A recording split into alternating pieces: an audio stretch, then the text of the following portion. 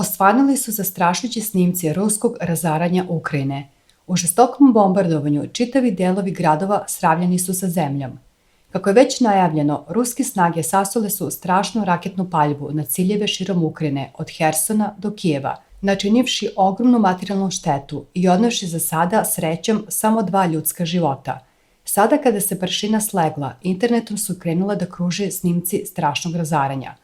U strašnom napadu na gradove širom Ukrajine stradalo je mnoštvo civilnih objekata, šoping centri, hoteli, stambene zgrade, Pepsi fabrika, sve su to bile mete sinoćnih masovnih raketno-dronskih ruskih napada širom Ukrajine.